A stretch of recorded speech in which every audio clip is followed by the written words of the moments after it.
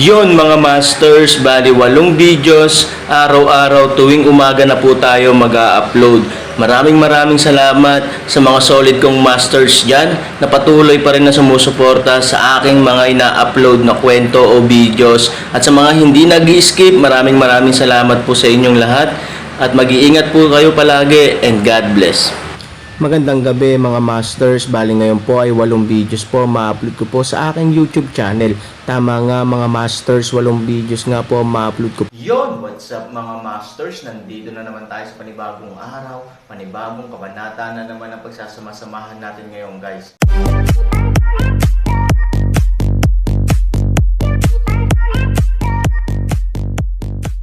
Bali mga masters, kung bago ka pa lang po sa aking YouTube channel, please click the subscribe button, lalong-lalo na po yung notification bell guys, para maging connected pa rin tayo sa isa't isa at maging updated kayo sa mga susunod ko pang video. Bali mga masters, bago natin umpisahan ng kwento ay mag-shoutout po muna tayo para sa mga solid nating tagapakinig. Maraming salamat sa 5 solid kong masters dyan na hindi nag-i-skip at mga nagko-comment lagi. Ayan, weekly highlights, ayan guys, of your most engaged audience members, including your top commenters. Ayan, maraming salamat kay Master Danilo Wamar, Master Eric Capio, Master J. Elacas, Master Buhay Tribe, at kay Master Genggeng Sangan. Sila yung may highlights ngayong week. Kaya sa iba kong masters dyan na gustong mapabilang sa community spotlight, weekly highlights, ay pwede po, ay wag po kayong mag-skip mga masters. Malay nyo po, mapabilang po kayo next week dito sa ating 5 solid na mga masters na talagang hindi sila nag-i-skip guys. Bali mga masters, isang linggo ko po itong ilalagay o i-attach sa aking mga video itong 5 masters natin na solid talaga ngayong linggo. Maraming salamat po sa inyo and God bless. Yun na nga mga masters, no? Bali hindi na ito patagalin. In 3, 2, 1, let's go!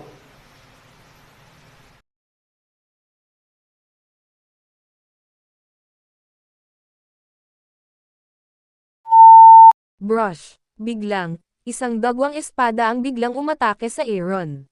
Bang! Sa isang malakas na ingay, si Aaron at Ao Jun ay direktang napatalbog palayo ng isang malaking kakaibang puwersa. Direktang napailing si Ao Jun ilang metro ang layo. Bagamat nasa mas mabuting kalagayan ang Aaron, 2 hakbang na lamang ito, ngunit bahagyang namamanhid ang bibig ng tigre na may hawak ng jade sword. Sa loob ng pinto, may nakatayong anino. Dahil walang ilaw, hindi ko makita ng malinaw ang itsura niya o ang figure niya. Malabo ko lang nakikita ang general outline niya. Ngunit ang balangkas ay hugis lamang ng tao, damit at kapa, iyon lang. Pagdating niya ay lalong lumakas ang malakas na amoy ng dugo sa kwarto. Nagsuka pa ito ng mga tao. Hindi kayang alagaan ng Aaron ang mga ito, isang pares ng mga mata tulad ng sulo na nakatitig sa anino. Ngayon pa lang, hindi pa rin mapakali ang Aaron, dahil ang lakas ng kalaban ay kaya niyang durugan ang atake nila ni Ao Jun ng sabay sa sarili niyang lakas, at kasabay nito, nabigla niya ang sarili niya. Mula nang pumasok sa palasyo, hindi pa nakilala ni Aaron ang gayong master. Naturally, hindi mas maganda si Ao Jun. Sinabi sa kanya ng kanyang intuition na hindi niya kilala ang anino sa kanyang harapan, lalo pa ang taong nabubuhay magpakailanman. Pero ngayon lang siya nabigla dahil sa internal injury. Kung siya ang kalaban, halatang nag-aalala ang sitwasyon ni Ao Jun. Ikaw, napaisip si Ao Jun at matapang na nagtanong. Paano mo nakuha ang espadang ito? Sa pintuan, bahagyang bumukas ang anino, at napuno ng malamig na boses ng babae ang buong silid. Bagamat masyadong madilim ang kapaligiran, hindi makita ni Aaron ang kanyang facial features, ngunit nararamdaman niya ang malamig at walang katulad na malamig na liwanag na tumatama sa jade sword sa kanyang kamay. Tinanong niya kung para saan ang espada. Hindi maiwasang magtaka ni Han Sanchen na ang jade sword na ito ay kay Chimeng at ang armas na nakuha niya sa mundo ng Xuanyuan. Paanong may biglang magiging interesado sa jade sword na ito sa mundo ng lahat ng direksyon? Bukod sa patay, sino pa ba ang interesado sa kanya? Gayunpaman, nakita ko siya, at ang taong ito sa harap ko ay ganap na 2 tao. Si Chimeng ba? Ngunit ang ideyang ito, ang Aaron ay isang iglap lamang, dahil nangangarap si Chi na ang pagpupulong na ito ay dapat din sa Xuanyuan mundo, kahit na dumating sa mundo ng lahat ng direksyon, kasama ang kanyang espiritu ng kasangkapan, paano siya magkakaroon ng ganoong kalakas na lakas? Sino ka? Sumimangot si Aaron at nagtanong sa malamig na boses. Ako, nagtatanong, ikaw, paano, makuha, ito, oo. Isang pangungusap lang, ngunit ang tono niya ay nakakagat sa bawat salita. Obviously, galit na galit siya. Kasabay nito, biglang nakaramdam ng matinding pressure si Aaron, maging ang pressure na hindi pa niya nakikilala, at sumugod sa kanya. Kahit na sumugod si Aaron para gamitin ang lahat ng lakas para lumaban, hinihingal pa rin siya. Kahit na lumalaban siya, hindi napigilan ng kanyang mga paa ang dahan-daang dumulas pabalik. Paano ang lalaking may espada? Nasaan siya? Sabihin mo sa akin. Umuungol. Sa isang dagandong, biglang naramdaman ni Aaron na ang presyon sa kanyang harapan ay tumaas ng ilang beses. Nang dumobol ang lakas niya para lumaban, naramdaman na lang niyang matamis ang lalamunan niya at bumulwak ang isang bibig ng dugo. Ang susunod na segundo, ang Aaron ay pinalo pabalik ng ilang metro.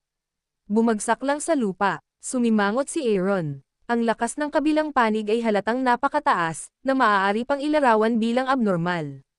Maging siya ay biglang nagtamo ng ilang mga pinsala. Gayunpaman, ang mga pinsalang ito ay hindi nakamamatay sa kanya. Sa oras na ito, dahan-dahan siyang tumayo, at lumapit sa kama upang protektahan si Qin Shuang. Nanatili si Ao Jun sa kinaroroonan niya sa oras na ito. Ni hindi siya naglakas loob na ibigay ang kapaligiran. Sa kabutihang palad, ang kanyang kakilakilabot na lakas ay nakadirekta sa Aaron. Kung ito ay nakadirekta sa kanya, maaaring siya ay namatay. Tatanungin kita sa huling pagkakataon, nasaan ang lalaking may hawak nitong espada? Yung boses babae, malamig na sabi sa oras na ito. Walang duda si Aaron na kapag hindi siya muling sumagot, magpapakamatay ang babae. Pero alam din ni Aaron na kapag nagkakaganito siya, mas madali niyang sasabihin sa kanya, kung hindi, mas lalo lang siyang mahihirapan. Aaron ng bahagya ng isang ngiti, ikaw ay napakabaliw, ngunit ako, hindi rin nagpapayo. Sa sandaling matapos ang mga salita, dahan-daang itinaas ni Aaron ang kanyang jade sword. Kasabay nito, ang kanyang katawan ay puno ng ginto, na tila handa na siyang lumaban. Gusto niyang hanapin ang may-ari ng espada, na siya mismo, ngunit hindi niya ito kilala. Hindi alam ni Aaron kung ano ang kanyang layunin.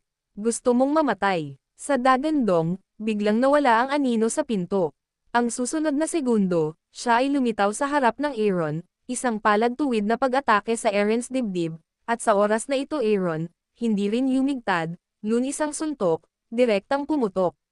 Bang! Poof! Dalawang muffled tunog, Aaron's dibdib, ang kamay ng babae direkta sa ilang minuto, at sa oras na ito Aaron biglang natagpuan na kung saan ang kanyang kamay ay, ito ay malinaw na ito ay itim bilang lawin claws.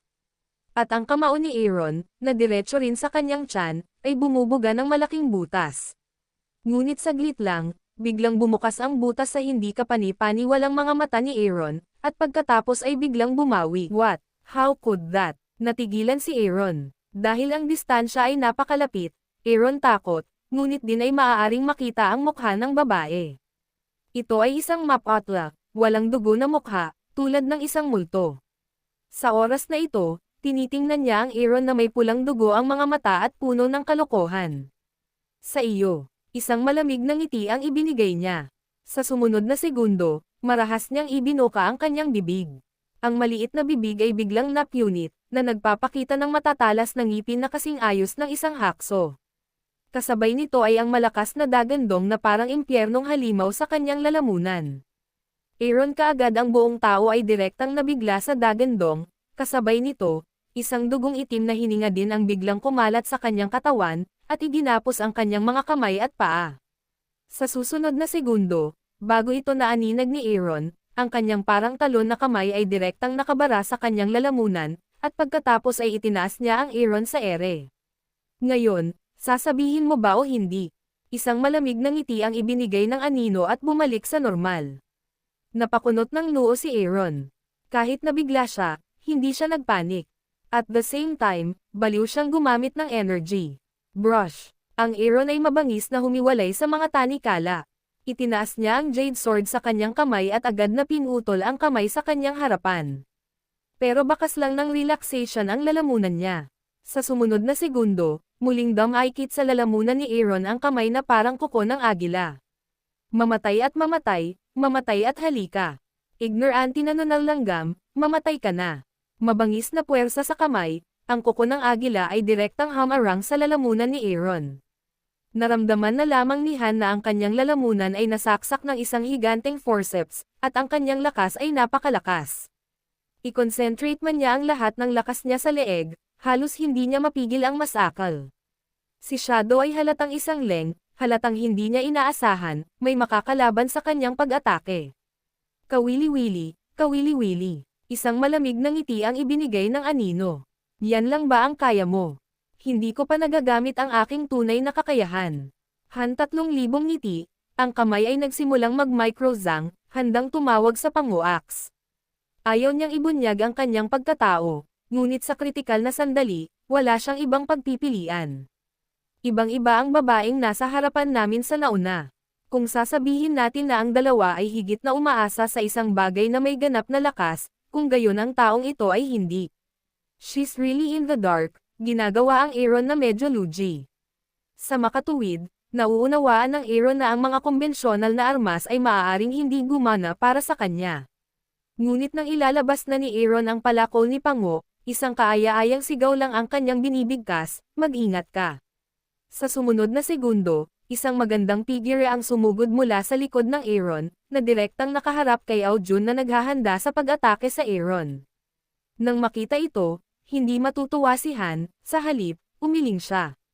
Mula sa Ao Jun ay umalis, hayaan ang Aaron na iligtas ang kama ni Qin Shuang, Aaron sa oras na iyon, hanggang Qin Shuang na magtanim ng enerhiya, upang magising siya sa lalong madaling panahon.